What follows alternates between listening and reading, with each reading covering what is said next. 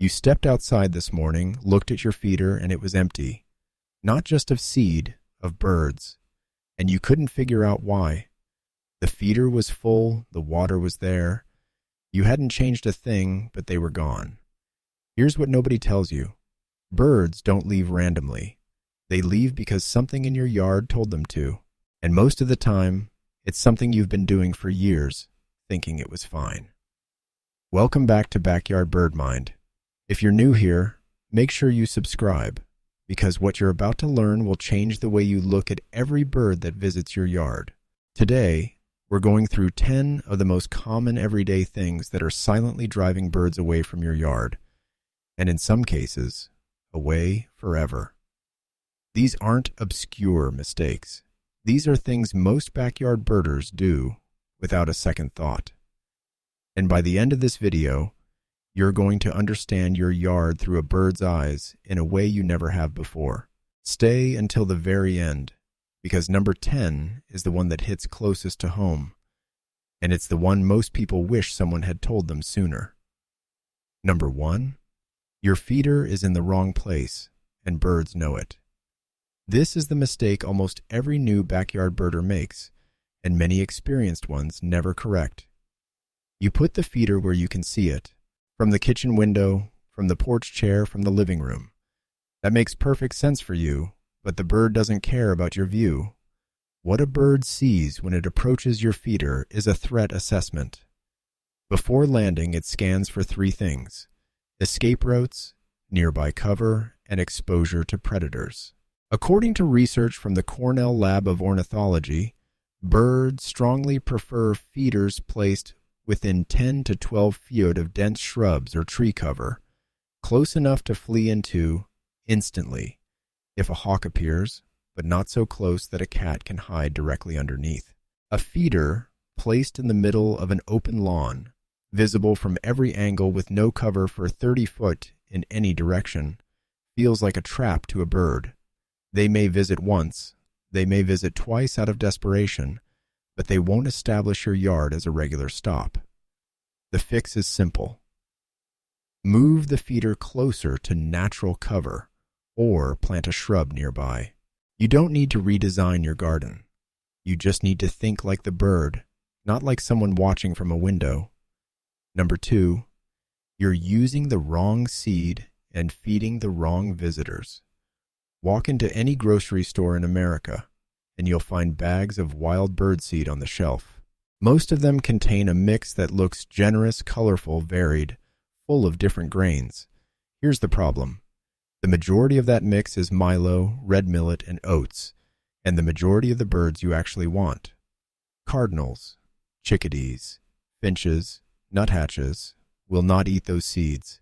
They'll toss them on the ground, or they'll stop coming altogether. What fills those cheap mixes is filler. It's profitable for the manufacturer and useless for the bird. The Cornell Labs Project Feeder Watch, which has tracked feeder preferences across millions of data points, consistently shows that black oil sunflower seed is the single most universally accepted seed among North American backyard birds. Cardinals love it. Chickadees depend on it. Even woodpeckers will come for it. Safflower seed is the second best investment, especially if you want more cardinals and fewer house sparrows, which tend to avoid it. If you've been using a budget mix and wondering why your yard is quiet, this one change alone can bring birds back within days. Number 3, your feeder is dirty, and you don't realize how dangerous that is. This one is uncomfortable to hear, but it matters. A dirty feeder doesn't just look bad, it kills birds. Wet seed that sits in the bottom of a feeder for more than 2 or 3 days begins to develop mold and bacteria, including Aspergillus, a fungal pathogen that causes a fatal respiratory disease in birds called aspergillosis. There's no cure for it. Once a bird contracts it, it almost always dies. Beyond mold, feeders that aren't cleaned regularly accumulate droppings from other birds, which spreads diseases like salmonellosis and trichomoniasis through the flock that visits your yard. The National Audubon Society recommends cleaning your feeder at minimum every 2 weeks in dry weather, and every 3 to 5 days in warm, humid conditions. A simple solution of 9 parts water to 1 part white vinegar, scrubbed thoroughly and rinsed completely, is all you need. Birds are extraordinarily sensitive to the health status of a feeding site. If multiple birds at your feeder show symptoms, fluffed feathers, lethargy, discharge around the eyes, they are sick, and your feeder is the source. Clean it regularly. It's not optional. Number 4. You have a cat, or your neighbor does. Stay with me here, because this is one most people don't want to hear. Outdoor cats are the single largest human-related cause of bird death in North America. The American Bird Conservancy estimates that free-ranging domestic cats kill between 1.3 and 4 billion birds in the United States every year. That number is not a typo. Even a well-fed cat, a cat that isn't hunting out of hunger, will stalk, ambush, and kill birds as an instinctive behavior. And it doesn't have to actually make a kill to destroy your yard's reputation. Birds communicate danger, not in the way we do, but through alarm calls, through avoidance behavior, through what researchers call landscape of fear mapping. If a cat regularly patrols your yard, word spreads in the local bird community. Your yard becomes a place birds avoid, even when the cat isn't present. If you have an indoor-outdoor cat, consider keeping it inside during the peak feeding hours of early morning and late afternoon. If your neighbor's cat is the issue, a motion-activated sprinkler placed near your feeder can be a humane deterrent that doesn't harm the cat, but teaches it to find somewhere else to patrol. This isn't about blaming cat owners. It's about understanding that birds have long memories when it comes to danger, and a yard that smells like predator is a yard they won't return to.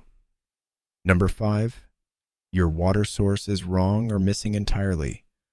But what comes next surprises most people, because it's not about food at all. In multiple studies on backyard bird habitat, researchers have found that fresh water consistently attracts more species than seed alone. Birds need water for drinking, yes, but more critically for bathing. A bird that can't bathe regularly loses the structural integrity of its feathers, which affects its ability to fly, regulate temperature, and survive cold nights. The mistake most people make is either not having a water source at all or having one that has stopped being safe. Bird baths with still, stagnant water breed mosquitoes and bacteria within 48 to 72 hours. A bath that isn't changed every 2 to 3 days is worse than no bath at all. The single best upgrade you can make to attract more birds more consistently is to add a small dripper or wiggler to your bird bath, a device that keeps the water moving. Moving water catches light, makes sound, and is visible and audible to birds flying overhead at distances where a static bath would be completely invisible. Cardinals in particular respond strongly to the sound of moving water. In yards where a dripper was added to an existing bath, birders consistently report a significant increase in cardinal visits within the first week. Change the water. Add movement. It costs almost nothing and changes everything. Number 6, your yard is too loud or too busy. If you've made it this far, the next one is going to change how you think about your own behavior in your yard. Birds are not as bold as they look when they're comfortable. That cardinal sitting on your feeder like he owns the place, he's still running a constant risk calculation. The moment something feels unpredictable, a sudden movement, a door slamming, a dog barking repeatedly, that calculation tips toward leaving. Research on human habituation in birds, particularly studies done with urban species, shows that birds can absolutely adapt to a certain baseline level of human activity. They learn your routines. They know when you walk out to get the mail. They know when the kids leave for school. But unpredictable noise and movement are a different category entirely. Loud music in the yard, power tools, children running suddenly toward the feeder, or even a wind chime placed directly beside the feeding area, all of these register as threat signals. This doesn't mean you have to turn your yard into a silent sanctuary. It means creating a consistent routine around your birds. Go outside at the same time. Move quietly near the feeder. Give them 30 minutes of undisturbed time in the morning, which is when they need to feed most urgently before the day's energy demands set in. Birds that trust your yard's rhythms will come back daily. Birds that can never predict your yard will eventually find one they can. Number 7. You've removed the messiness and made your yard useless. American culture values tidy yards, clipped grass, raked leaves, trimmed edges, no dead branches, no brush piles. For humans, a perfectly manicured yard is a sign of care and pride. For birds, it's a food desert. Dead leaves on the ground are not debris. They are a layered ecosystem of insects, larvae, seeds, and invertebrates that thrushes, robins, and towhees depend on entirely. A yard where leaves are raked and disposed of within days of falling has effectively removed an entire food source for ground-feeding birds. Dead branches, the ones that look like they should be cut, are prime nesting and foraging sites for woodpeckers, nuthatches, and chickadees. A brush pile in the corner of your yard, which takes 5 minutes to create and 0 maintenance, provides shelter, nesting material, and insect habitat that can support a resident bird population year-round. The National Wildlife Federation certifies yards as official wildlife habitats based largely on 4 things: food sources, water, cover, and places to raise young. A perfectly manicured yard typically fails 3 of those 4. You don't have to let your yard go wild, but leaving one corner unmowed, keeping one dead branch, letting the leaves sit under the shrubs, these small acts of strategic untidiness are the difference between a yard birds pass through and a yard they choose to live in, especially in January and February, when conditions are harshest and natural food is closest to 0. Number 9.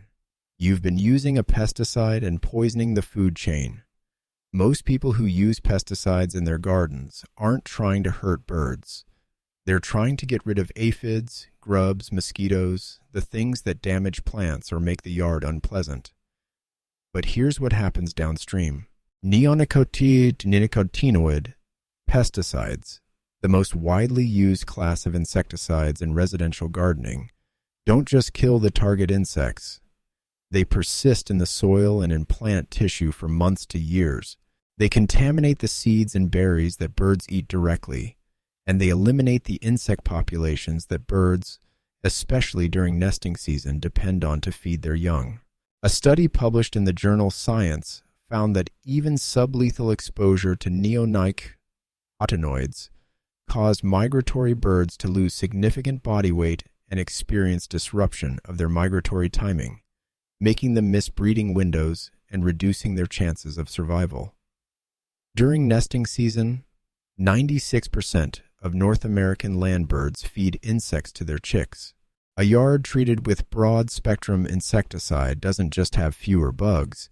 It becomes a place where parent birds cannot raise a healthy brood. They will find somewhere else to nest, and when they do, they take with them all the generations that would have followed. Switch to targeted, bird-safe treatments where necessary. Better yet, let your birds be your pest control. A yard with a healthy bird population is a yard with balanced insect levels. That's not sentiment. That's ecology.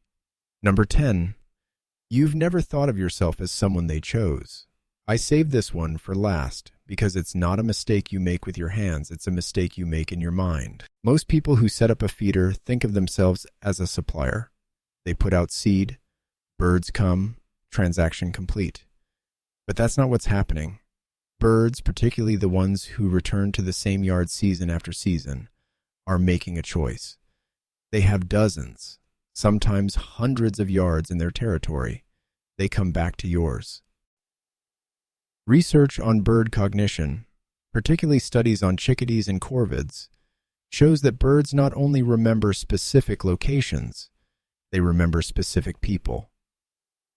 Studies at the University of Washington demonstrated that crows can recognize individual human faces, hold grudges against people who have threatened them, and pass that information to their offspring.